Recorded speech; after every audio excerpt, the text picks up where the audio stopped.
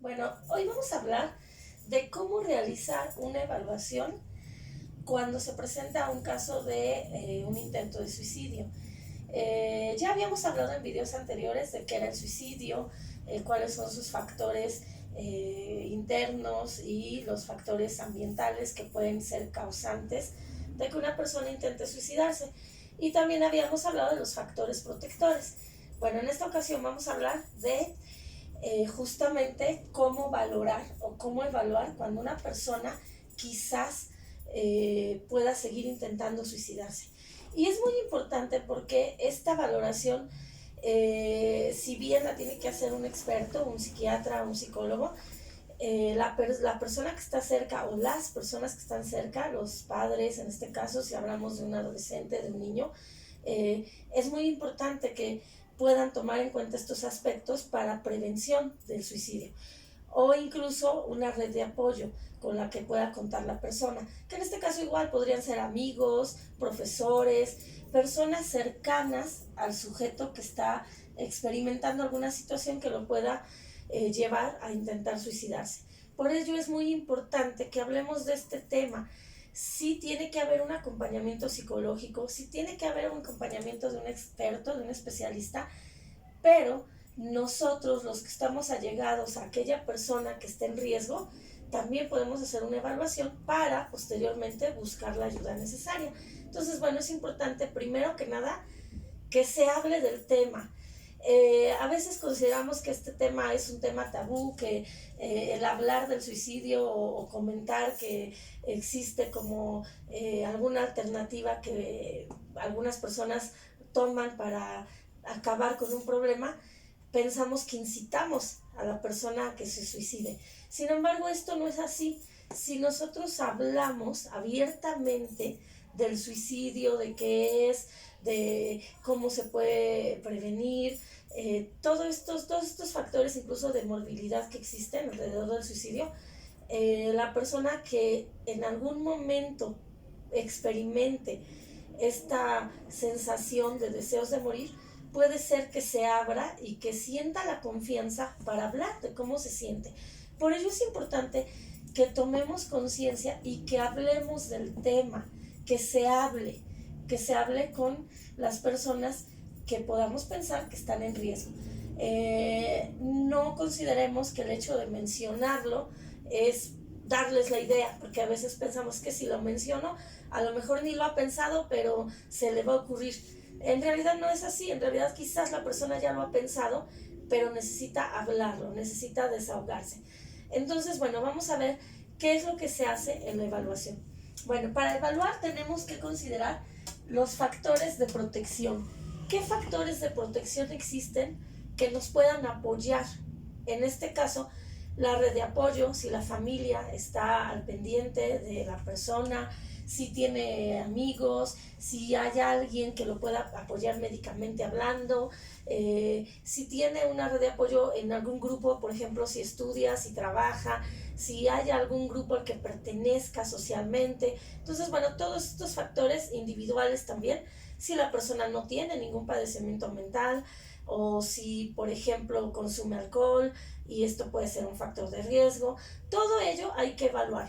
Otro aspecto que debe ser considerado es el nivel de riesgo. En este caso, sabemos que puede existir desde la ideación, que vimos en otro video, hasta la planeación y ya el intento de suicidio.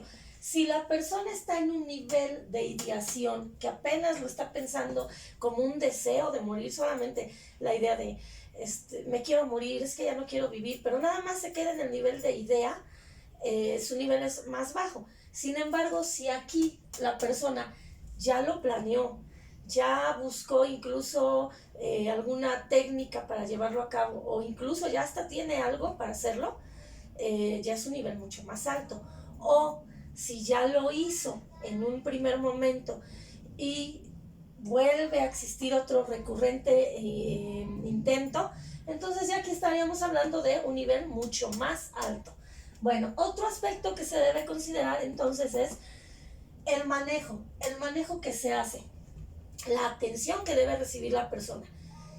Si yo soy familiar de alguien que está experimentando o que ya experimentó algún intento de suicidio y que pudiera ser que esté en riesgo, es importante buscar un lugar, alguna clínica especializada, psicólogos, psicoterapeutas, psiquiatras, dependiendo del caso, que realicen este manejo oportuno. Entonces, bueno, la valoración va a buscar toda esta parte y sobre todo indagar cuáles son los factores de riesgo, cuáles son los factores de protección, averiguar por qué la persona tiene desesperanza, o si es culpa, o si es ansiedad, o si es un trastorno mental asociado. Entonces, bueno, esto es lo que se busca básicamente. Ahora vamos a ver qué es lo que debemos preguntar. Nosotros como familiares, por ejemplo, si tenemos un adolescente en casa y notamos conductas extrañas, que quizás se aísla, que quizás ya no sale con sus amigos, que duerme mucho o que casi no duerme, o alguna conducta extraña, podemos preguntar directamente a través de ciertas preguntas, pero dirigidas a este tema, específicas. Existen diferentes formas de preguntarle y diversos autores. En este caso, vamos a retomar a Menon del 2013, que nos señala algunas preguntas y las cuales se relacionan ya con este proceso de intentar suicidarse. Vamos a ver. Bueno, él en este caso son las preguntas que están de este lado. Vamos a hablar ya de cuando hubo un intento. Entonces, bueno, la persona ya intentó suicidarse, afortunadamente no lo consigue, pero notamos que existen todavía algunos comportamientos que pueden ser como indicios de que quizás lo vuelva a intentar. Entonces directamente le preguntamos a la persona, ¿por qué quieres morir? Y la persona se va a desahogar, lo va a hacer. No hay que dudar en que si yo le digo lo voy a incitar, no. Es muy probable que la persona solo busque desahogarse. Entonces, bueno, directamente se le pregunta así, sin miedo, ¿por qué quieres morir? La siguiente pregunta que se puede realizar es si ha realizado o si ha hecho algo para preparar su muerte. ¿Has realizado algo para preparar tu muerte? Generalmente la persona que ya lo intentó sigue con esa idea y va a seguir intentando preparar algo, como que el lugar donde quiere morir, cómo lo va a realizar, ¿no? Otra pregunta que se le debe hacer es, en este caso, ¿qué calificación le pondrías a tu deseo de morir? Hay que decirle a la persona, del 1 al 10, ¿qué calificación le pondrías a tus deseos o a tu deseo de morir? Es muy importante porque esto nos va a dar un indicador de que quizás la persona tiene un alto grado de riesgo. Si nos dice 8, estamos hablando de que es muy probable que lo vuelva a intentar, sobre todo si ya hubo un año antes o meses antes algún intento. Bueno, otra pregunta que se debe realizar es si ha intentado con algún método. Así directamente se le pregunta, ¿has intentado algún método? Probablemente la persona ya tiene un arma, ya tiene pastillas, ya tiene algo con lo que lo va a realizar. Este planteamiento de estas preguntas es probable que las realicemos cuando existe ya un intento. Recordemos que generalmente la morbilidad del suicidio es la ideación, la planeación, el intento y bueno, ya el suicidio como tal cuando se consigue. Entonces aquí la persona ya pasó por esta etapa y probablemente pueda volverlo a intentar. Vamos a ver ahora qué preguntas se pueden hacer también cuando existe la ideación, que es que quizás solamente esté en ideas, que todavía no llegue al intento. En este caso vamos a ver, las preguntas que se pueden hacer son, ¿has deseado estar muerto? Aquí la diferencia es, ¿has deseado estar muerto? O también se le puede preguntar, ¿has deseado dormir y no despertar nunca? Y quizás la persona por algún problema por ejemplo, de salud. Puede decir, no, sí, quiero dormirme y no despertar como si esto fuera una pesadilla, o despertar dentro de 3 meses que todo esto haya pasado.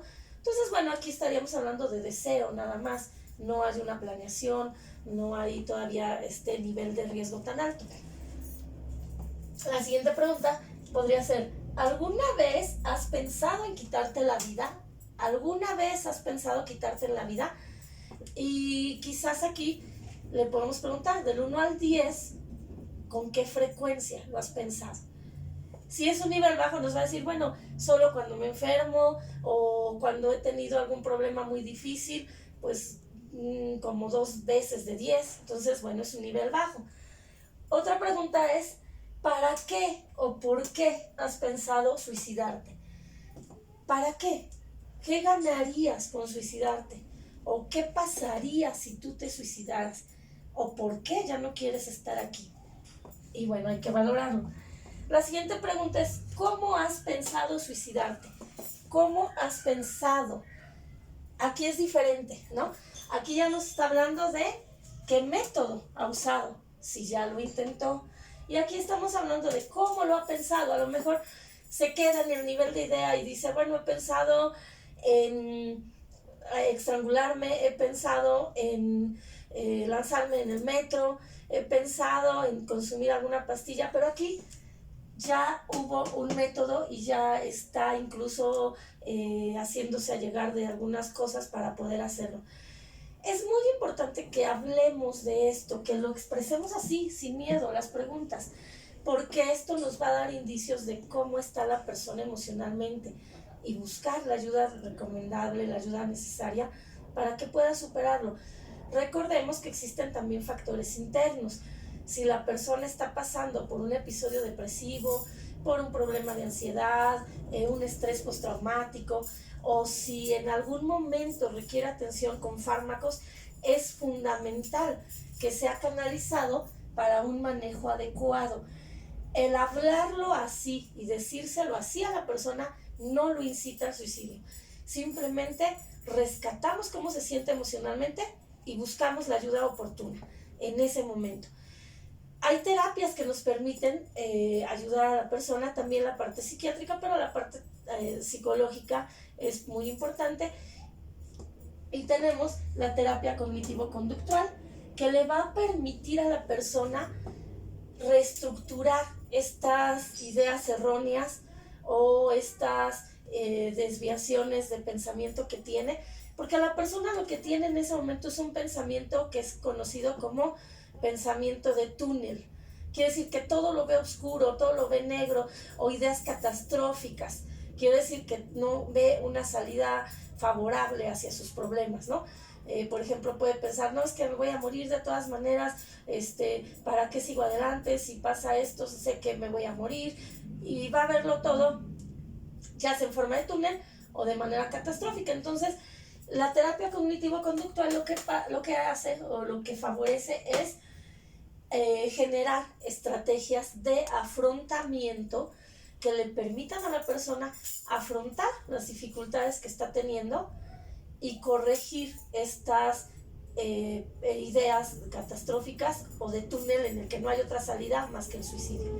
Otra terapia es, en este caso, la terapia de solución de problemas.